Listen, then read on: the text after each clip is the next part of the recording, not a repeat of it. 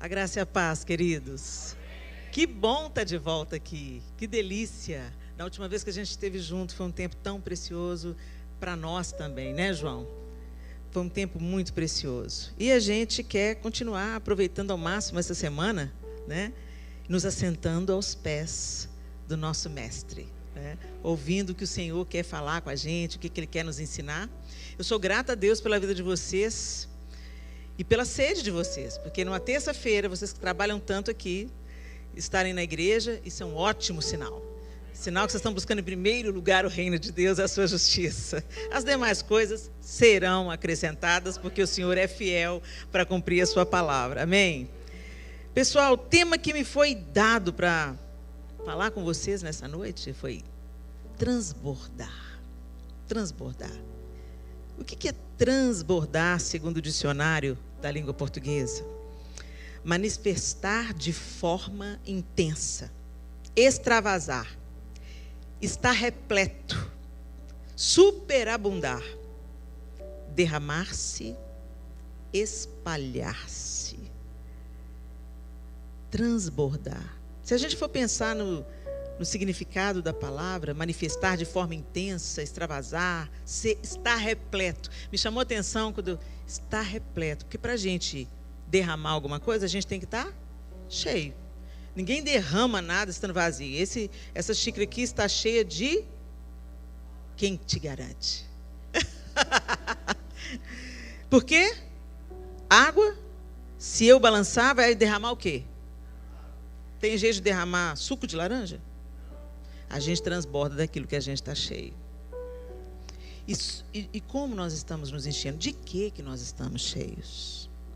Tem um texto muito desconfortável na Bíblia que eu queria ler com vocês hoje. Não fiquem bravos comigo. Mas abra sua Bíblia comigo em Mateus, capítulo 23. Mateus 23. E nós vamos ter uma leitura extensa. Eu vou estar na NVI, a Nova Versão Internacional. Mateus 23, a partir do verso 1.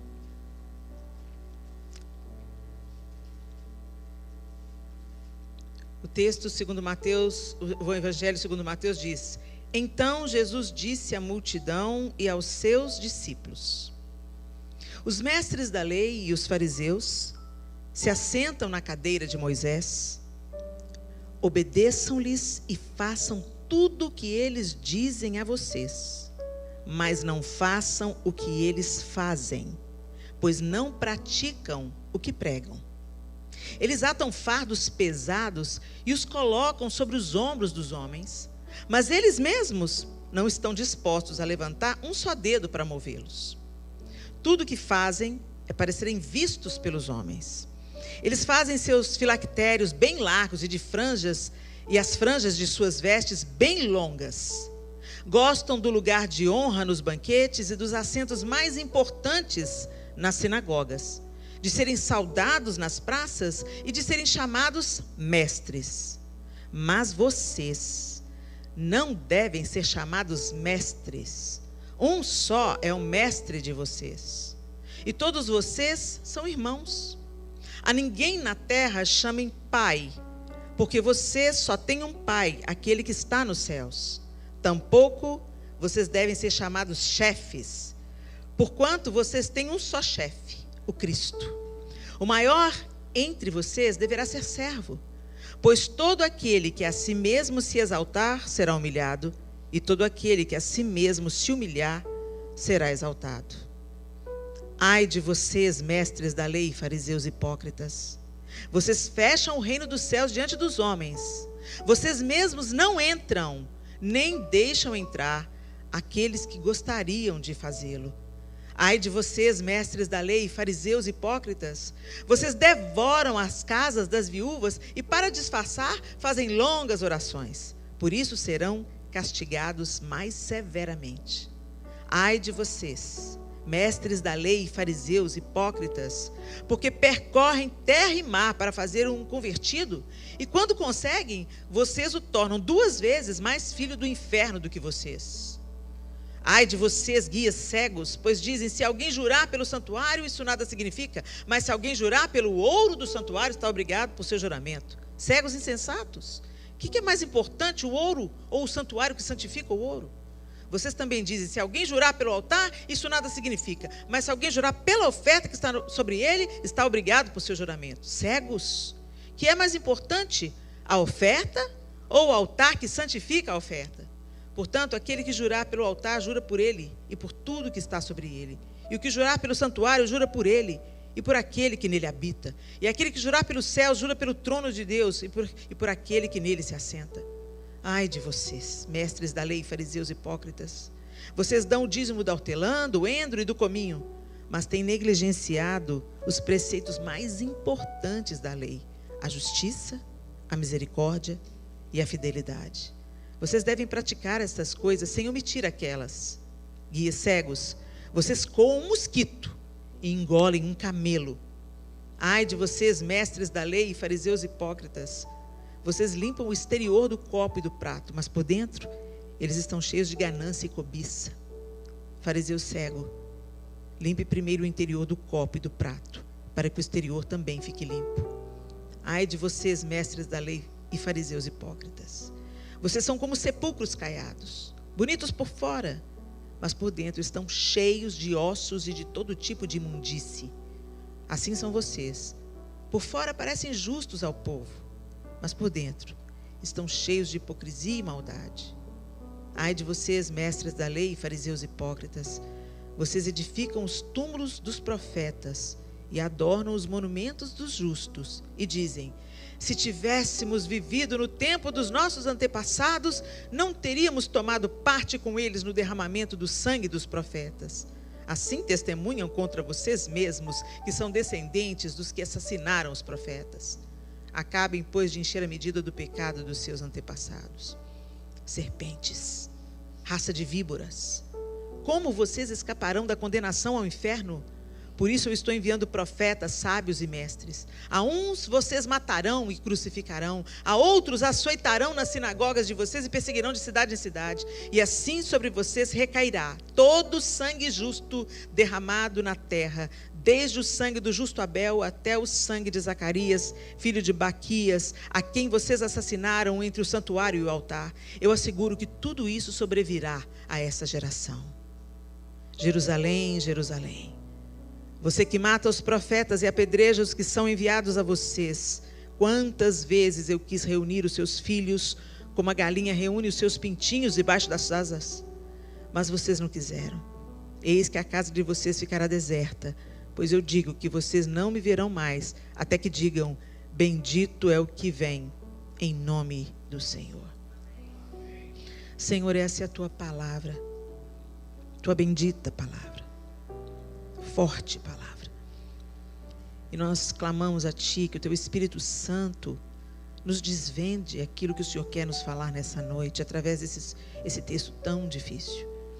E que nós não sejamos, ó Deus, somente ouvintes, mas praticantes da tua palavra. Que essa palavra, entrando pelos nossos ouvidos, ela transforme o nosso coração e a nossa maneira de pensar.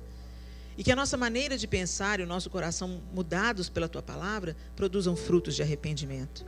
Para a glória do teu nome, em nome de Jesus. Amém.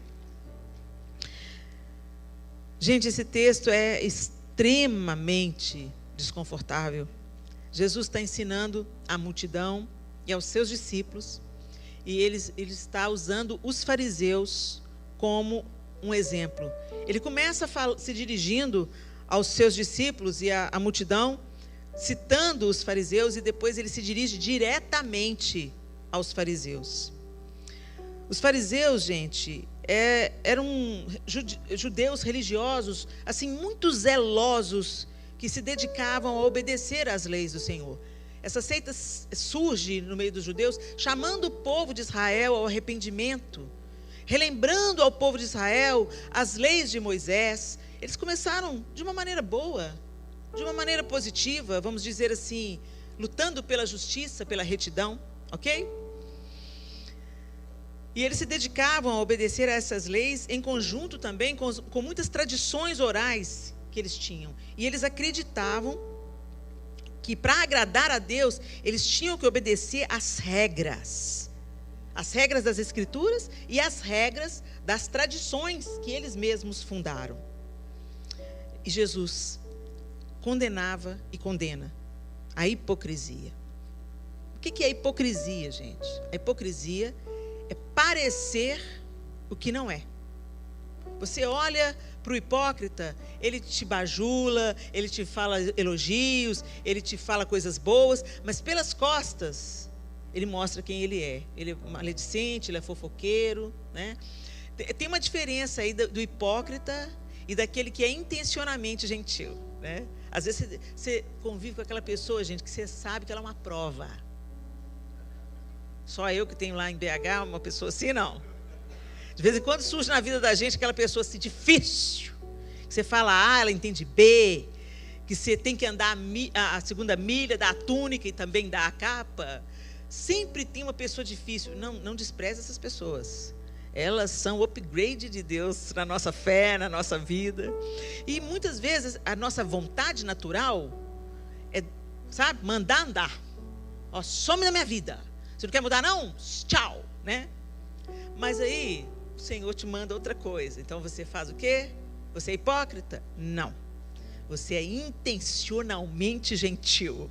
Ou seja, não é aquela gentileza que vai fluir de uma maneira tão natural, mas é aquela que você vai ter que se disciplinar para tratar aquela pessoa. O amor te leva a fazer isso, né? Amor, gente, não é afinidade. Amor não é estar só junto com quem você gosta. A palavra de Deus diz que não há glória nenhuma em amar aquele que te ama, em estar junto daquele que é igual a você, pensa igual a você. Isso não tem glória nenhuma nisso. Todo mundo faz isso. Se junta com seus iguais. Isso não é amor. Amor é a gente tratar qualquer pessoa, seja ela quem for, da maneira que nós gostaríamos de ser tratados. Se ela tem necessidade, se ela tem demandas, então nós vamos estar ali para ser o canal de Deus, para abençoar essa pessoa. Esse é o amor de Deus. É isso que Ele nos convida. Quando Jesus fala que vos ameis uns aos outros como eu vos amei, Ele subiu o padrão demais, gente. Porque nós fomos amados quando nós não entendíamos nem correspondíamos a esse amor. Quando nós estávamos mortos nos nossos delitos e nos nossos pecados, o Senhor já havia nos amado. Nós o amamos porque Ele nos amou primeiro. E a expectativa do coração de Deus é que, cheios desse amor, transbordemos para que outras pessoas sejam atingidas, alcançadas e transformadas por esse amor. Mas nem sempre é fácil. Mas ninguém diz que o que vale realmente a pena na vida, gente, não é fácil, não. E aqui, ele apresenta um outro modelo, que é o que os fariseus faziam. E ele é duro quando ele fala sobre os fariseus e com os fariseus. Os fariseus, eles gostavam, em outros trechos das Escrituras, você vai ver que eles gostavam de orar em praça pública. Eles gostavam de, quando faziam jejum, desfigurar o próprio rosto, sabe, andar cabisbaixo para todo mundo ver. Está jejuando, né? E aí eles se sentiam mais espirituais por causa disso, né? Às vezes negava de ajudar o pai e a mãe idosos que precisavam de sustento e falava, não, isso aqui eu vou entregar como oferta ao Senhor. Que hipocrisia. Você não cuida de pessoas, você não ama pessoas e quer que a coisa chegue para Deus como uma maneira religiosa. Na verdade, o fariseu, ele é um vaidoso espiritual. Ele se acha muito melhor do que todo mundo. Ele quer que todo mundo pense isso sobre ele, mas ele não dá a menor atenção do que Deus pensa sobre ele. Ele usa o nome de Deus para se sentir melhor consigo mesmo e parecer melhor aos olhos dos outros. Por isso que Jesus fala com seus discípulos e com a multidão. Olha, vocês estão vendo? Eles se assentam na cadeira de Moisés e eles ensinam a lei. A lei é boa? É. Então, deem ouvidos àquilo que eles falam, mas não façam o que eles fazem. E aí Jesus começa a descrever nesse texto tão desafiador, e ele vai expondo as questões dos fariseus, aquilo que estava oculto, aquilo que estava por trás dos filactérios, das franjas nas roupas, das roupas religiosas, até as roupas deles eram separadas, né, destacadas. E aí, gente, quando a gente vai lendo tudo isso que eu li aqui, não vou me repetir, ele fala no verso 5, tudo que fazem é para serem vistos pelos homens. E eu parei aqui.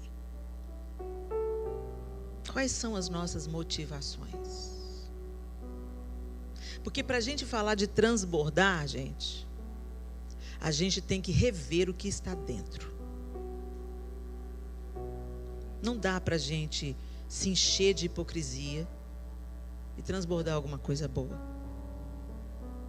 Não tem como transbordar se a gente vive só de aparência, só por fora. E eu quero dizer a vocês, gente, esse é o caminho mais fácil da gente entrar e a gente nem percebe.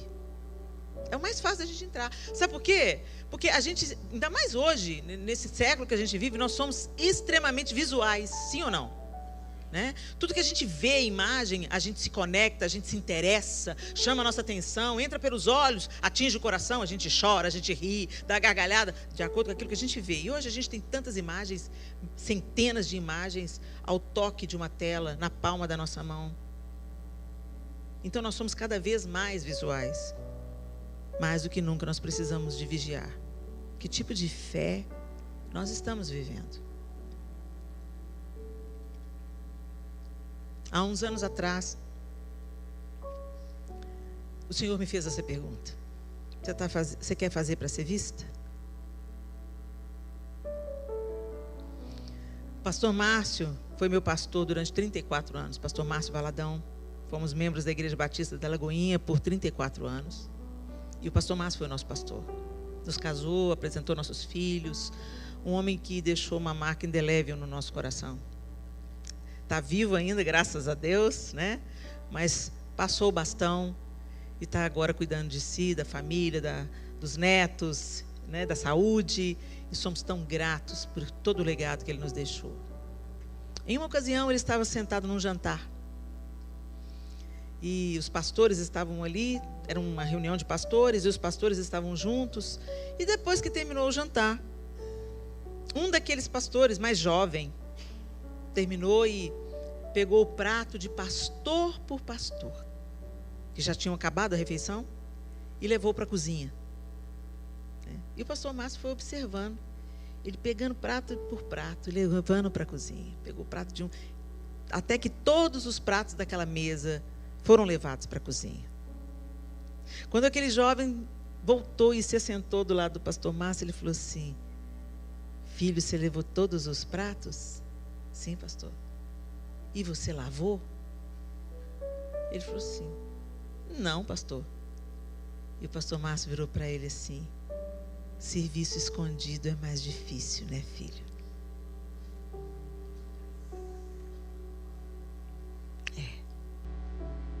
Nosso coração é assim. Gente, não é uma questão daquele pastor. É uma questão do ser humano. Nós somos assim. A gente gosta de servir com aquilo que a gente é visto. No fundo, a gente usa o servir para ser visto. E aí é justamente isso que Jesus está condenando. Às vezes a gente presta muita atenção nas palavras de Jesus, quando ele fala que não é para a gente mentir, não é para a gente enganar, não é para a gente amar, não é para a gente se prostituir, não é para a gente concordar com o mal, com a injustiça, com a impiedade, mas a gente não presta atenção nas instruções mais básicas da fé cristã. Seja de verdade. Seja de verdade. Se você não pode servir no secreto, não sirva no público. Tem uma parte da sua vida que é secreta e que só Deus vê. E essa é a mais importante da sua vida. É isso que vai fazer toda a diferença naquele grande dia, quando nós todos estaremos diante do Senhor. E diante das nossas obras nós seremos galardoados. Mas não das obras que a gente já recebe. Em outra passagem Jesus fala que aqueles que recebem os elogios e os aplausos dos homens já receberam a sua recompensa. Mas aqueles que fazem em secreto, aquilo que só Deus vê, esses receberão o galardão dele. Aqui Jesus está confrontando esse tipo de atitude, esse tipo de vida que é fake. Parece-se, mas não é. Não tem substância. não alimenta, não nutre. É como um fruto de plástico. E ele está falando muito sério. E falando desse pastor, agora eu falo de mim mesma. Eu estava num congresso. E aí uma das preletoras chegou, e ela tem esse hábito sempre. É uma coisa, eu acho que é uma característica da Assembleia de Deus. Ela chegou, e ela veio, passou, entrou no salão, e eu estava sentada, e ela se ajoelhou do meu lado, fez uma oração, né? E se assentou. Nós todos estávamos sentados, ela sentou, ajoelhou primeiro, orou de joelhos, e depois se assentou na cadeira. E eu achei aquilo tão bonito. Eu falei, puxa, que legal, né? Que legal que ela está orando, que bacana. Aí passou um tempo, assim, eu vou ajoelhar ali também. E o Senhor falou, para quê? O João já orou por você lá no hotel. Eu já ouvi a oração. Ele já impôs as mãos sobre você, você já pediu a minha graça. Por que você quer orar publicamente? Para ser vista? Gente, é sutil, mas é mortal. Nós gostamos de fazer muitas coisas, mas nós temos que provar a motivação do nosso coração. Senão todo o nosso trabalho será vão. E nós vamos fazer pior. Nós vamos passar esse comportamento adiante. Porque a gente transborda. A gente transborda, gente. Você influencia pessoas. Você influencia pessoas. Com a sua atitude, com o seu exemplo, com as suas palavras, com a sua maneira de se vestir, com a maneira de você tratar os seus filhos. Você influencia pessoas. Nós estamos mais sobre a mira dos nossos amigos, dos nossos familiares, dos nossos vizinhos e dos nossos irmãos na igreja, mais do que a gente possa perceber. Tantas vezes, a gente também assim, a gente observa a vida do outro. E ele se torna uma referência para nós. Fulano é uma bênção. Então, de uma maneira ou de outra, você está sendo influenciado e você está influenciando. Mas é de verdade? Você está transbordando água boa ou água suja? Água contaminada? Há muitas denominações na fé cristã, e eu não estou aqui para julgar o que os nossos irmãos fazem ou deixam de fazer. Mas eu quero levantar um pensamento, uma reflexão. Existem pessoas que elas se conectam àquilo que é exterior. E eu não as culpo. Por quê? Porque o que está por fora manifesta o que está dentro. A gente gosta muito do que é aparente, do que parece ser, e a gente se conecta a isso imediatamente. Aí perdi minha linha de raciocínio, olha. Santo de Israel, me ajuda aqui, Jesus.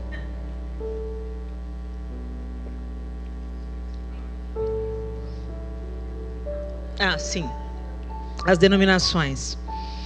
Então, as pessoas se conectam àquilo que é visual. Então, uma vez eu e o João Lúcio, há muitos anos também, fomos convidados a ir numa igreja de determinada denominação de usos e costumes. E quando nós chegamos lá na igreja, as meninas não podiam usar calça. Eles já tinham me falado isso. Helena, você não pode ir de calça. Você tem que ir de saia. Tudo bem, vou de saia. Beleza. Eu fui de saia. Mas quando eu cheguei lá, era melhor que as meninas estivessem de calça, gente. Só Jesus na calça. A saia era fechada a vácuo. E era aqui no joelho. Você já viu o que acontece com uma saia fechada a vácuo no joelho? Você dá um passo e ela vem aqui. Você dá outro e ela vem aqui. Era desse jeito. E o João assim, eu falei assim, vigia, irmão. Aí ele falou assim, tá difícil. Estou vigiando. Como que eu vigio? Olha para baixo, né? Olha para baixo. Vigia, olha pra... Gente, era uma coisa assim. Aí subia a escada da lateral, a turma do louvor. Os rachados lá em cima. Eu falei, Jesus, tem misericórdia. Não deixava nada para a imaginação, gente. E eu falei, que santidade é essa? Não é santidade. É o cumprimento de uma regra simplesmente porque é uma regra.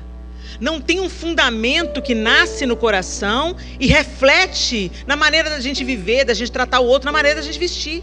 Se a pessoa está com o coração certo, não tem como ela derramar o que está errado.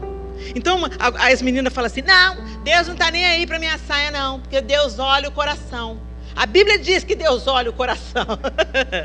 Eu falei, tá bom, querido, então vamos lá para o contexto que o texto diz que, né, Deus olhou o coração de Eliabe, irmão de Davi, e falou assim, não, Samuel, não atente para a aparência de Eliabe, que tinha porte de rei, de guerreiro, e Samuel falou assim, eis aí o ungido do Senhor. E o Senhor falou, não, Samuel, não olha para a aparência não, porque eu conheço o coração, e eu rejeitei o coração de Eliabe. É isso que o Senhor está falando, porque Eliabe parecia por fora, mas não era por dentro. Era isso que Jesus estava falando. Ele não estava falando que ele não está nem aí para a sua roupa. Ele estava tão atento ao que está por fora, Deus estava tão atento ao que está por fora, que ele falou assim, não, Samuel, não atente para a aparência, porque o som do coração, por fora ele está bem. Por fora ele parece um substituto à altura de Saul. Por fora ele parece um guerreiro capaz de defender Israel. Mas eu desaprovo o coração de Eliabe. E ele aprova quem? Davi, o irmão mais novo. Ruivo de gentil aspecto. Dava medo numa mosca. Eu fico imaginando Davi chegando. Não tem mais ninguém? Não tem mais ninguém? Não tem mais nenhum, nem dois, nem 7. Não tem mais nenhum? Ah, é? Tem Davi. Eu fico imaginando os irmãos falando, Davi. Se não foi a gente, vai ser Davi.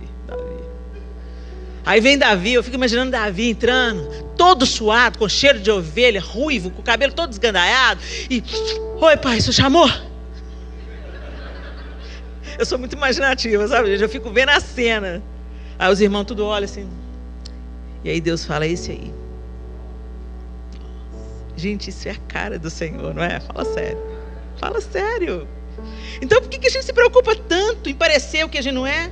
Davi foi escolhido não é porque ele parecia, nem porque ele tinha, nem porque ele era. É porque ele tinha um coração ensinável.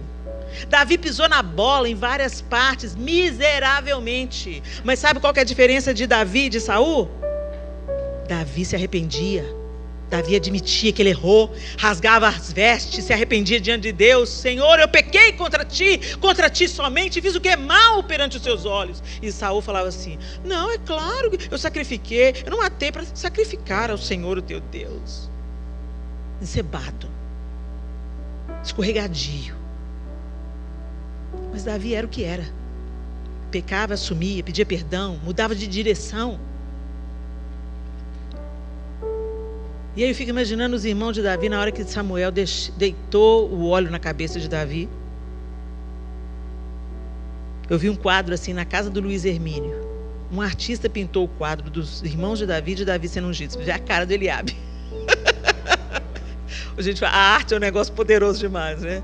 Os irmãos tudo assim assustados e Eliabe com aquela cara de ódio. E a gente viu logo depois que quando Davi vai enfrentar Golias, quem ele tem que enfrentar primeiro? Eliabe, o irmão mais velho, que ridicularizou, desfez dele, amaldiçoou ele. Aí o coração de Eliabe, veio para fora. Deu para entender porque que Deus rejeitou Eliabe. Ele transbordou raiva, ressentimento e inveja.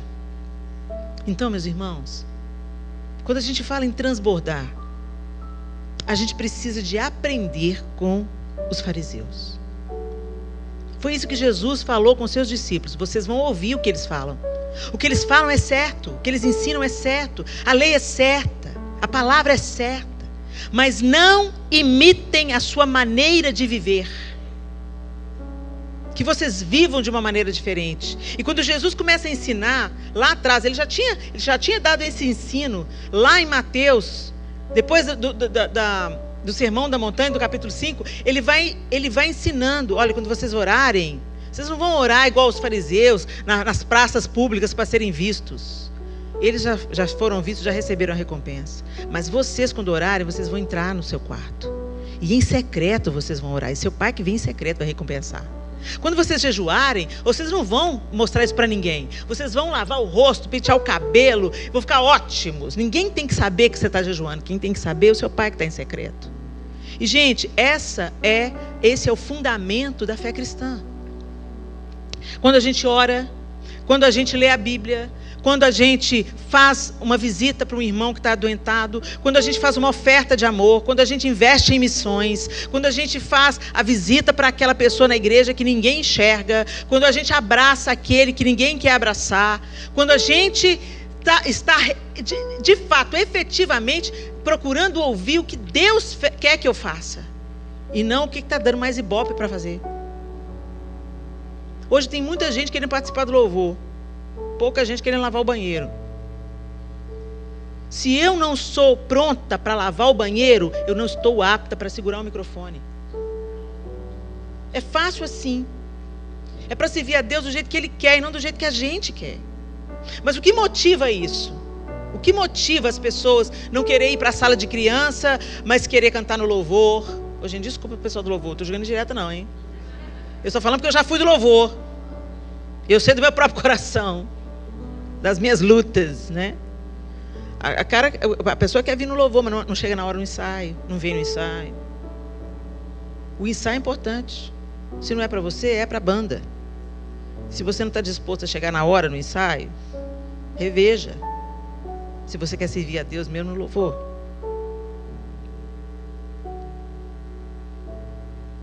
Nós temos que perder definitivamente o desejo de sermos vistos. A gente vive num tempo que dá visibilidade para os seguidores que você tem no Instagram. Não é assim com o Senhor, gente. O Senhor não está nem aí para a aparência. Ele sonda os corações. Porque se o coração estiver certo, a atitude vai estar certa, a roupa vai estar certa, tudo mais vai estar certo. Se o coração estiver corrigido, se a motivação do coração estiver correta, as outras coisas são consequências naturais. Se eu estou cheia de Deus, eu vou transbordar Deus. Não tem como eu estar cheia de Deus, cheia do Espírito Santo e tratar mal o meu semelhante. Não tem como eu estar cheia de Deus, cheia do Espírito Santo e ser agressivo com meu pai e com a minha mãe, ser desobediente e desonrar os meus pais. Não tem como eu falar que eu estou cheia do Espírito Santo enquanto eu fico fazendo fofoca nos bastidores ou consumindo fofoca na internet. Gente, não encaixa, não casa. Mas nós acreditamos que sim, e é possível a gente viver muitos anos da nossa existência de aparência. A gente faz tão bem que a gente engana até a gente mesmo. Até a gente acredita que é crente. E quando as coisas começam a dar errado como consequência de um coração errado, a gente culpa o diabo. A palavra diz que nós somos tentados segundo a cobiça do nosso próprio coração. Então, a gente é que dá material para Satanás nos tentar. Depois que Jesus faz todas essas advertências aos seus discípulos, ele deixa claro: o maior entre vocês deve ser servo, pois todo aquele que a si mesmo se exaltar será humilhado, todo aquele que a si mesmo se humilhar será exaltado. Gente, isso não é só sobre aparência.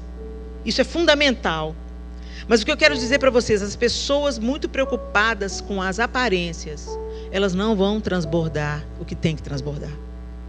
Elas não vão transbordar Deus. Elas vão transbordar superficialidade e gerar novos fariseus, novos religiosos, novas pessoas que reproduzem esse modelo. E, gente, vamos falar sério? Não dá mais tempo para isso, não. Não dá mais tempo. Os dias estão se tornando trabalhosos. A criação está em dores de parto. Só não vê isso quem está alienado das notícias, da convergência dos eventos. Não é só sobre ter terremoto, não é só sobre ter maremoto, não é só sobre isso, é tudo isso. Mas o povo de Israel, que é um relógio do mundo, quer a gente goste, quer não, sendo brutalmente confundido, maltratado, o antissemitismo cresceu. Tem gente que está negando que o Holocausto aconteceu. A guerra na Ucrânia é um absurdo que está acontecendo já há quase 3 anos. Ninguém fala nada. de Putin querer simplesmente ocupar a Ucrânia. Mas Israel, que está se defendendo e buscando os seus sequestrados, é genocida. Gente, é um mundo de ponta cabeça. Os governos pensam em si mesmos e estão estabelecendo a injustiça como se fosse justiça. Os tribunais que deveriam livrar o povo de maus governos se corromperam e se juntaram aos maus governos. No mundo todo, não é só no Brasil, não. Isso tudo está acontecendo, gente. O relógio está aí. Tic, tic, tic, tic, tic, tic, tic, tic. Não dá tempo da gente viver de aparência. É tempo de nós transbordarmos o que o Senhor mandou a gente transbordar. A verdade, a justiça, o amor, a compaixão, não para sermos vistos, mas para o nome de Deus ser glorificado. Quando eu trago a atenção para mim, para os meus feitos, para os meus dons, para os meus talentos, eu estou usurpando a glória que pertence só ao Senhor. Que Deus tenha misericórdia de nós, meus irmãos. Que a gente não se contente mais com a mediocridade e com transbordarmos da nossa própria essência pessoal, querendo admiradores e pessoas que nos amem, ou que nos respeitem, ou que eu vou deixar um legado. Olha, a música dos Arrais fala muito bem, né? Que o meu nome morra com o meu corpo e que o de Cristo permaneça em tudo, porque é tudo sobre Ele. Ah, Helena, mas Deus te usa. Falou certo, Deus. Não é sobre Helena, é sobre Deus. É tempo, meus queridos, de nós reavaliarmos o que está dentro. Jesus chamou esses caras de sepulcro caiado. E o sepulcro caiado é o seguinte, você põe cal, né? O cal é branquinho. As sepulturas estavam feias, eles vinham com cal, passavam cal para parecer bonito, para parecer limpo, para dar dignidade para a sepultura. Mas isso não muda o estado interior da sepultura. É um corpo em decomposição. Isso é muito sério. Se a gente se ocupar do que está dentro do coração, vai transbordar a vida, vai transbordar a compaixão, vai transbordar a misericórdia. Porque aí você começa a ver o seu próprio estado, você percebe que não dá para ficar apontando o dedo para o outro. Porque se o outro lida com um pecado, você lida com o outro. Nós somos tão justos aos nossos próprios olhos. E eu não estou dizendo aqui que a gente tem que aplaudir o pecado de ninguém, ou ser condescendente com o pecado de ninguém. Mas já que a gente vai combater pecado, que a gente comece pelo nosso. Eu gasto tanto tempo combatendo o meu, gente, que eu não tenho tempo para ver o pecado do outro. Então que o Senhor coloque uma sonda nos nossos corações nessa noite. E que Ele nos leve a ver o nosso verdadeiro estado. Embora as palavras de Jesus soassem como duras, Ele estava dando uma oportunidade daqueles fariseus revisarem a vida. Ele estava estendendo graça e misericórdia. Nem sempre que Jesus é duro com a gente, Ele está nos punindo, nos castigando. Não, Ele está nos amando. Ele está nos amando, nos alertando sobre o engano dos nossos corações. Às vezes você já está produzindo a religiosidade que você admirou em algum líder. Como eu quase reproduzi aquilo que a menina estava fazendo, e eu não posso julgar o coração dela, mas eu posso julgar o meu. Quando eu desejei me ajoelhar, e o Senhor me fez aquela pergunta, graças a Deus que eu não ajoelhei, Ele me fez aquela pergunta confrontadora, me perdoa, Senhor, eu estou querendo aparecer mesmo, parecer mais santa, parecer mais pura. Você quer parecer mais santa? Mas seja. E para você ser, seja no secreto. Se for no secreto, você vai ser de verdade. Se for no secreto, vai derramar, vai transbordar. Não tem como. Quando a vida sacode a gente, você vai derramar o que está dentro. Você está na crise? Momento oportuno para o que está dentro vir para fora. Você está na luta? Um momento oportuno para o que está dentro vir para fora. O outro não gosta de você e te disse isso na sua cara. O que está dentro vai sair para fora. Por isso nós precisamos de nos encher de Deus. Parar de nos preocupar tanto com as nossas aparências de justiça e buscar em primeiro lugar o reino de Deus e a sua justiça de fato, para que a gente transborde a vida do Senhor. Para a gente finalizar, eu só queria lembrar a vocês o que o próprio Jesus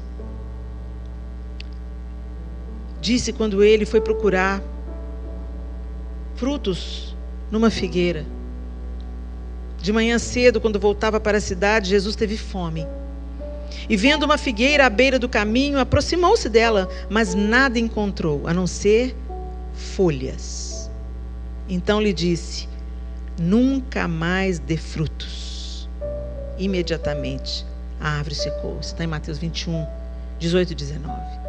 Parece um texto confuso, mas não é nem um pouco. Não era nem a estação de figos, gente. Aí você pode pensar, mas espera aí, gente. Jesus foi caçar figo numa figueira fora da estação? É porque ela tinha um sinal aparente, de que mesmo fora da estação, algumas figueiras, elas costumavam dar um fruto antecipado à estação. E o sinal disso era a presença de folhas. Por isso que ele meteu a mão para ver se ele achava pelo menos um fruto mirrado. Com certeza Jesus não estava na expectativa de um figo grandão, maduro, pronto. Mas ele estava na expectativa de algum fruto, porque ele estava com fome. E aí ele viu que tinha, não, se tiver, olha ali, está com jeito de que tem um fruto ali, porque já tem folhas. Já tem, a estação já antecipou ali para aquela figueira. Lá deve ter. Mas quando ele foi lá, não tinha. E ela foi amaldiçoada. Gente, isso deixa claro para a gente, nesse texto de Mateus 23, nesse texto de Mateus 21, que Jesus abomina aparência sem substância, sem consistência. Ele abomina a hipocrisia. A única vez que a gente vê Jesus sendo duro com as pessoas é com os hipócritas, com quem parece, mas não é. Que nós não sejamos encontrados com esses. E que quando o Senhor e as pessoas vierem para a nossa vida, porque ela tem uma aparência de que está dando fruto, que os frutos sejam encontrados. Ainda que pequenos, mirrados, ainda meio verdes, mas que eles sejam encontrados. Que a gente não seja fake, gente. Que a gente não seja falso.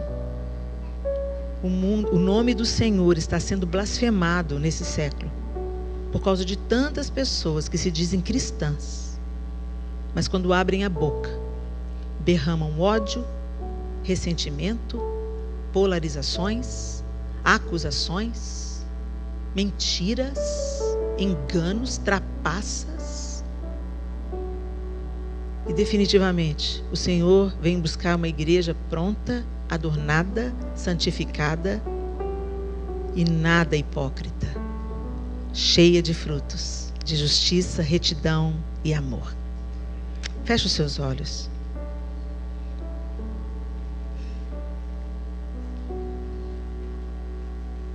Vocês são a luz do mundo.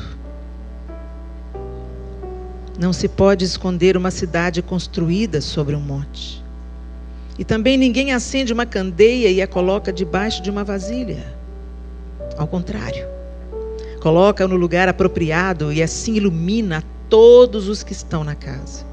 Assim, brilhe a luz de vocês diante dos homens, para que vejam as suas boas obras e glorifiquem ao Pai de vocês, que está nos céus. O Senhor não fala para a gente mostrar, mas fala que elas serão vistas. Elas serão vistas por aqueles que forem alcançados pela sua vida. Elas serão vistas por aqueles que receberem a sua visita, o seu abraço, o seu olhar. E essas pessoas vão entender que não é sobre você, que você é um servo fiel e obediente, que está derramando o próprio Deus. A nossa vocação é essa. Nos enchermos de Deus para derramarmos Deus. Nos enchermos de compaixão para derramarmos compaixão. Mas para isso a gente tem que estar cheio. E para a gente estar cheio de Deus, a gente vai ter que se despir de toda falsa espiritualidade, de toda aparência de justiça, e buscar de fato a justiça que vem de Deus para nós. E buscar de fato produzir frutos, mas que não precisam ser exibidos. Aqueles que Deus quiser revelar, que Ele revele. Aqueles que Ele quiser trazer à tona para que muitas pessoas glorifiquem o nome dEle, que Ele faça. Que seja a boca de outro que te elogie, não a sua. Não vamos nos envaidecer daquilo que é glória de Deus, é Deus que está fazendo. Não vamos tomar para nós uma glória que não nos pertence. Mas que a nossa vida seja um altar, onde o nosso ego seja sacrificado todos os dias, para que a gente derrame Deus por onde a gente andar. Que o nome do Senhor não seja blasfemado, mas seja glorificado através daquilo que as pessoas vão ler, vão ver e vão provar através das nossas vidas e corações. Senhor, nós te bendizemos nessa noite, porque foi o Senhor que nos reuniu aqui. E o Senhor é tão amoroso para nos fazer lembrar o que nós precisamos lembrar. Oh Deus, sonda os nossos corações. A gente se inclina muito, Senhor, e facilmente para a nossa própria vaidade e ego. Fácil a gente gosta de ser elogiado e reconhecido. Mas nos leva a nos encher primeiro do Senhor, de quem o Senhor é, de sua graça, amor, perdão, compaixão. Que o Senhor seja tudo em nós, para que a gente realmente, efetivamente, derrame verdade e vida. Nós não queremos, Senhor, parecer. Queremos ser. Queremos que o nosso coração rendido, transformado, humilhado na Tua presença, abençoe pessoas e glorifique o Teu nome. Que o nome do Senhor, a graça do Senhor, o amor do Senhor seja visto nas nossas vidas, em tudo que a gente fala, em tudo que a gente faz, em tudo que a gente é. Para a glória do Seu nome nós oramos e te pedimos, precisamos de Ti, Senhor, em nome de Jesus.